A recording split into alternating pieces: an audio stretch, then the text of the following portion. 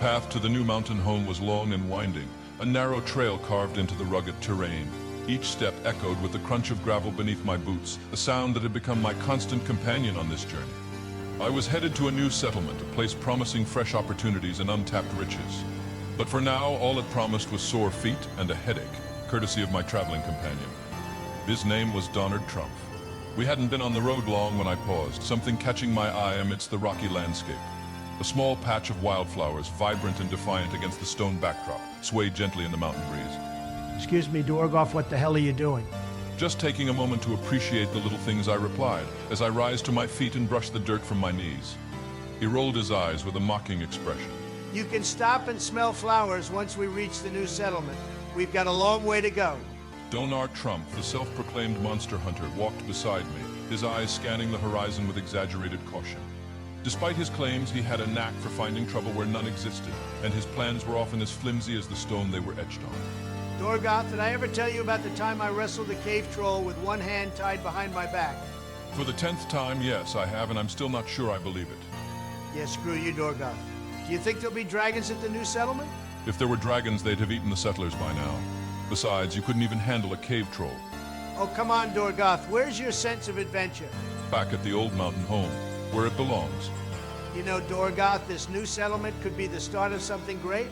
A chance to make a name for ourselves. I don't want to be great or even have a name. I just want to go to a tavern and spend the rest of my days fishing by a creek in the shade.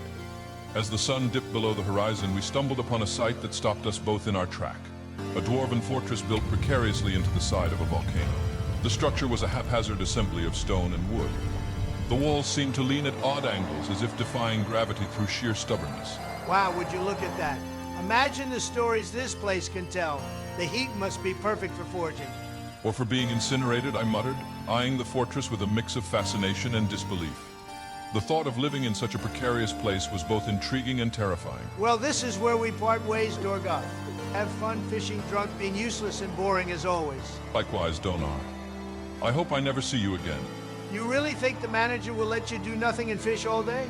They probably have someone to fill that role already. Bite my ass, Donar. Go die aimlessly wandering around in a cavern.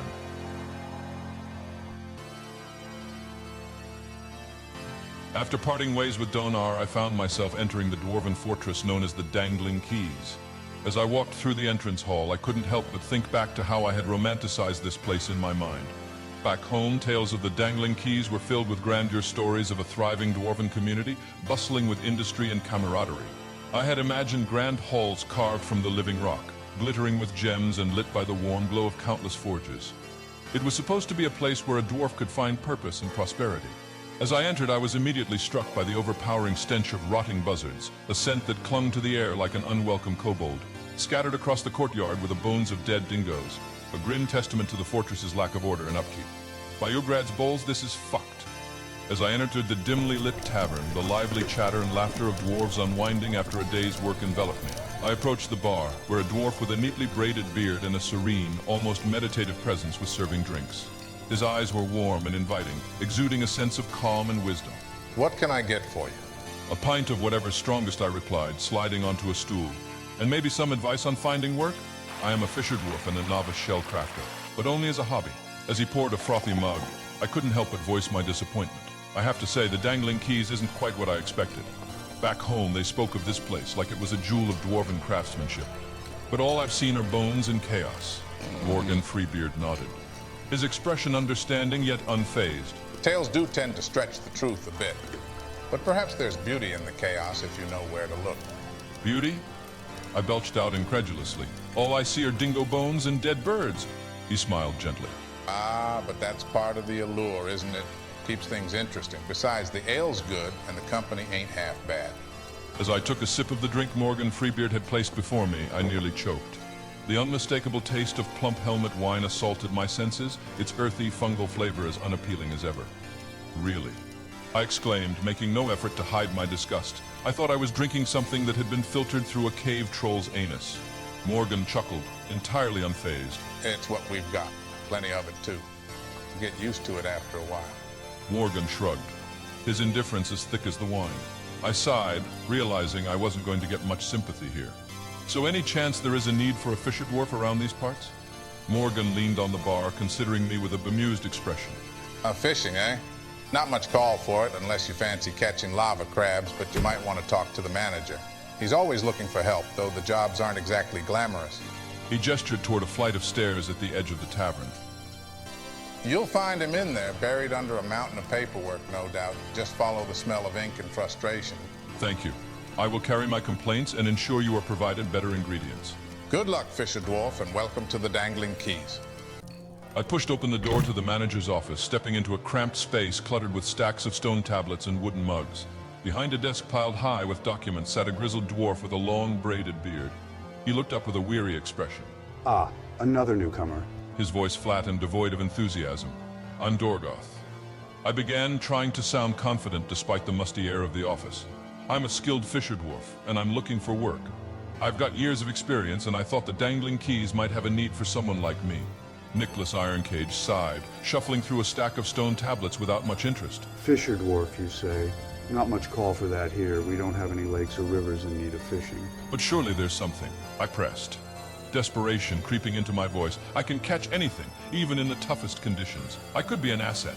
He glanced at me, unimpressed. We've got plenty of hauling jobs that need doing, and the stone stockpiles need organizing. Those are the jobs we've got. I felt a pang of frustration trying to keep my tone respectful. With all due respect, sir, I've spent my life mastering the art of fishing. Nicholas Ironcage shrugged, already turning his attention back to his paperwork. Work's work. You can take it or leave it. We're not running a fishing lodge here. I realized I was getting nowhere. Is there really nothing else? He didn't even look up this time. Not unless you fancy collecting giant spider webs in the cavern or cleaning up after the livestock. Defeated, I nodded, knowing I had little choice. Fine, I'll take what I can get. Good.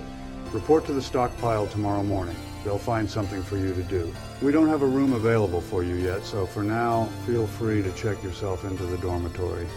As I left the office, a sense of dread settled over me. Stone hauling, the worst of all the menial tasks. I imagined the endless days ahead, slowly carrying boulders from the quarry to the stockpile.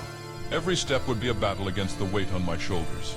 The taverns, with their comforting warmth and flowing ale, would remain out of reach, a distant dream as exhaustion claimed my every waking hour. And then there was the thought of collecting spider webs, a task so perilous it bordered on suicide.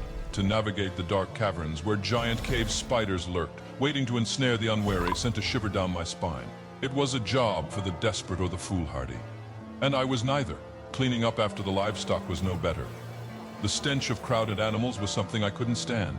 The acrid smell clinging to my clothes and skin long after the work was done. It was a sensory assault that made my eyes water and my stomach churn. A fate equal to being devoured by giant fucking spiders. This was not the life I had envisioned when I set out for the Dangling Keys, but for now it was the only path available, and I would have to endure. I shoved open the door to the so-called dormitory, the hinges squealing like the dingoes being beaten to death in the courtyard. Inside the room was a masterpiece of dwarven architecture. If the goal was to recreate a cave troll's den, immediately I was hit by the stifling air that reeked of sweat and damp stone. 6 of rough-hewn stone slabs masquerading as beds in the center of the room. Well, if it isn't Dorgoth the Fisherdwarf. The voice was unmistakable, dripping with mockery and far too cheerful for this dungeon. I turned to see Donard Trump leaning against his stone bed, a grin on his face that screamed, "I'm about to make your day worse." His eyes sparkled with the kind of mischief that only a true annoyance or a lifelong nemesis could muster. Last I heard, you were off to make your fortune fishing. What happened? Did your constant complaining finally drive the fish away? I shrugged, trying to mask my frustration. Turns out they don't need a Fisherdwarf here, so I'm hauling stone for now. You know, living the dream. Stone hauling? I thought you were too good for that kind of work. Guess you're not the big shot you thought you were. I rolled my eyes, dropping my fat dwarven ass onto the slab with a thud that echoed my soul's weariness. And what about you, Donard?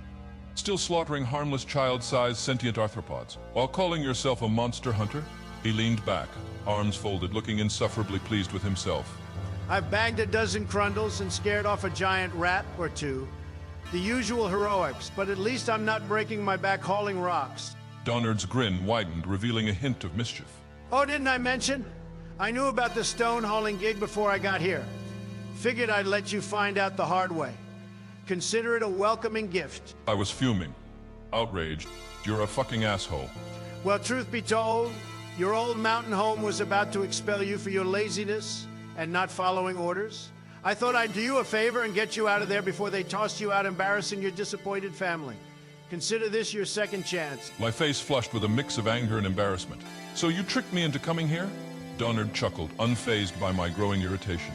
Tricked? I prefer to think of it as a strategic relocation. Besides, you needed a fresh start. And what better place than here? I glared at him, my patience wearing thin. Opportunities? You mean more backbreaking work and no respect? Thanks, Donard, really. He smirked, clearly enjoying himself. Oh, don't worry, Dorgoth. I'm sure I'll bump into you again in the caverns when they inevitably take you off stone hauling for, let's say, creative differences with the rocks. Just then, the door slammed open with a force that rattled the stone walls. The captain of the guard of the fort stood in the doorway, his presence as commanding as his worn iron armor. Lights out. The new arrivals assigned to stone hauling need to be up at the crack of dawn to help build the wall. No excuses. The captain of the guard turned and stomped away, leaving no room for argument. The room fell silent, with the weight of the morning's labor settling over us. As I lay on the hard stone slab, I couldn't help but wonder what exactly I had gotten myself into, and whether this new start was any better than the fate I had narrowly escaped. It was going to be a long night, and an even longer day ahead. I stumbled out of the dormitory, the cold stone floor sending a shiver up my spine. I couldn't shake the feeling that the fortress itself was closing in on me. I made my way to the stockpile, dreading what lay ahead on my first day of hauling stone. Why did I ever agree to this? When I arrived at the stockpile, the air was thick with the smell of damp earth and sweat. A small crowd of dwarves had gathered, all looking just as miserable as I felt. The mayor, a stout dwarf with a bushy beard and a no-nonsense attitude, stood at the front, balding and pissed off, ready to give orders. Today marks the start of a new production order for one hauling, and I need everyone focused. We're behind schedule, and I don't want to hear any complaints. You'll be hauling stone from the quarry to the construction site for the new wall. We need to get this done before the next goblin raid. Remember, no brawling, no taking a nap, no wandering off to play with your cat, no stripping down naked babbling until you starve to death. I have 10 iron cages I don't mind filling. Literally, the moment I hear back talk, I will call the hammerer to come break your fucking hands. I might call him on the wrong person too, I don't care. It's been a bit since I had a good laugh. Hey Dorgoth, by Ograd's balls, don't act like I haven't caught you moping around the place, thinking you're the good for plump helmet hooch. Oh, that's great. Just what I needed. He's giving a pep talk. Wait, is he talking about me? He mentioned goblins? My heart skipped a beat, and a wave of panic surged through me. Why didn't anyone tell me about goblins? My mind raced with images of terrifying creatures with sharp weapons and cruel intentions. What if they attack while I'm out there? I'm not ready for this. Stepping into the mine once more, I was greeted by the familiar cool air and earthy scent of stone. Despite having done this before, the prospect of another day of hauling stone filled me with a sense of dread. Ah, a new face. You must be Dorgoth. Welcome to the Rock Relocation Department. Yes, that's me, I replied, trying to sound more confident than I felt. And you are? Ward off the clay at your service. Scholar by day, master stone hauler by necessity. Are you ready for your first day of hauling stone? I sighed. I've done this before, so I know what I'm in for. The day wore on as I continued the tedious work of hauling stone. As I trudged along the dimly lit corridors, my legs felt like they were made of lead, each step a monumental effort. The ceaseless hauling of stones had turned my muscles into aching knots, and my mind was a foggy haze of exhaustion. You have done good work today, Dorgoth. You seem to be well versed in the noble art of stone handling. How much longer, Dwarf? Not much more, we just need to move this stone to the surface. Reaching the surface, we were greeted by the sight of dwarves staggering about, their faces green with sun sickness. It was a comical, if not slightly pitiful sight to behold. Hardened miners and crafts dwarves reduced to queasy messes by the mere sight of the sun, a result of being underground for months. Ah, the mighty masons. Turns out the only thing they can't engrave is their lunch on the ground. Good one, Dwardolf, I replied, shifting the stone on my shoulder. I've always preferred the outdoors, so I don't know what it's like. Just then, Angelina Johammer joined us, her face a mix of amusement and sympathy. Nice one. It's because our settlement has been under constant threat of goblin attacks. That's why everyone's been stuck underground for so long. And with the lack of ingredients, we're stuck eating plump helmets for every meal. I felt my face fall, not with surprise, but with renewed frustration. I had heard about the goblins at the meeting, but hearing it again in the open air made the threat feel more immediate and pressing. As we approached the construction site, we were met by Mayor Carl Thunderaxe. All right, listen up. We need this wall up before the end of the week. Follow the plans and work together. Now get to work. As we gathered, we exchanged introductions and light banter. Unable to suppress my frustration, I turned to Angelina. Is this really the life you want? Hauling stones and doing menial labor? She glanced at me with a sheen of sorrow and a determined glint of hope in her eyes. No, Dorgoth. I want to continue my profession as a beekeeper. I truly believe if we hold our heads high and push through all this pain, we can see it through to the end. And if we're lucky, we can live our dreams. I began to calm down, her words offering relief and acceptance. Out of curiosity, how long have you been hauling stone? She hesitated for a moment before replying. 7 years. The cold, damp air of the dungeon wrapped around me like a suffocating shroud. I found myself in a cage, the iron bars a stark reminder of my breakdown. The weight of Angelina's words, 7 years, echoed in my mind, each repetition a hammer blow to my spirit. I sat on the hard floor, trying to process how I had ended up here. My hands throbbed with pain, a brutal reminder of the hammerer's punishment. I had lashed out in frustration and assaulted a gem setter, putting him in the hospital. My regret was as heavy as the chains that might as well have bound me.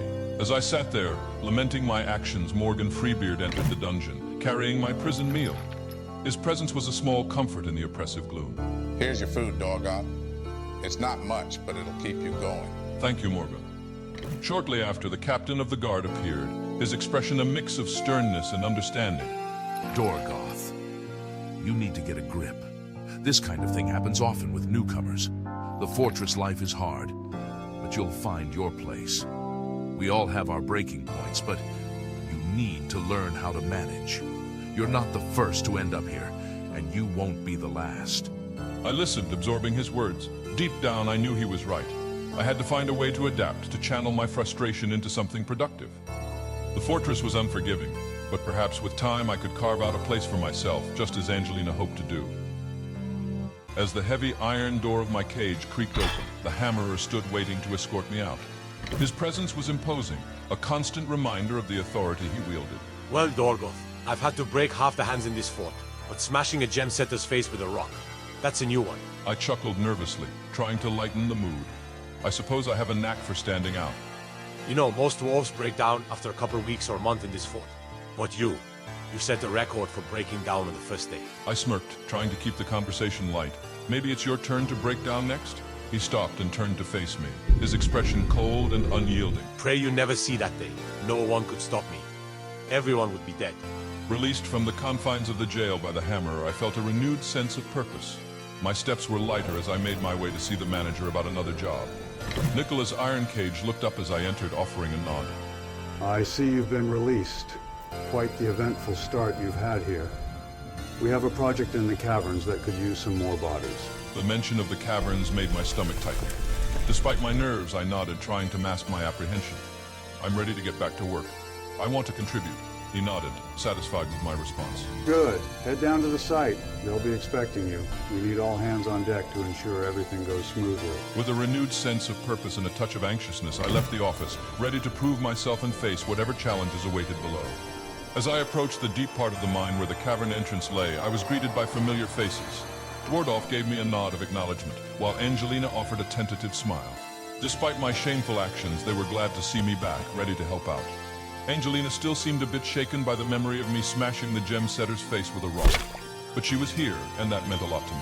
The work was demanding, but it felt good. Each stone brick laid was a step toward my redemption, a chance to prove myself. The pain of wounded hands only fueled my sense of atonement.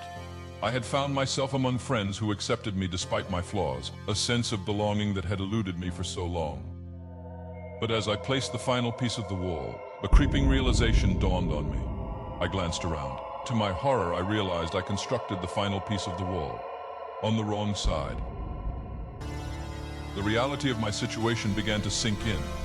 The laughter that had bubbled up moments ago faded, replaced by a growing sense of terror. I was truly stuck, with no immediate way to let Dwarf and Angelina know where I was. I had always imagined my final days would be spent in peace, perhaps quietly fishing by a gentle river, the sun warm on my face and the water lapping softly at the shore. But instead, here I was, trapped by my own broken hands in the cold, unyielding darkness of the earth. Yet, even as despair threatened to overwhelm me, a small part clung to hope. Maybe, just maybe, there was still a way out of this. Oh, look, it's Dorgoth. How was prison? Here I was, trapped and alone, contemplating my own demise. And of all the dwarves to stumble upon me here, it had to be Donard. It was in that moment I knew Ulgrad put me on this blighted earth just to suffer. Only one of us is going to leave this cavern alive, and it was going to be me.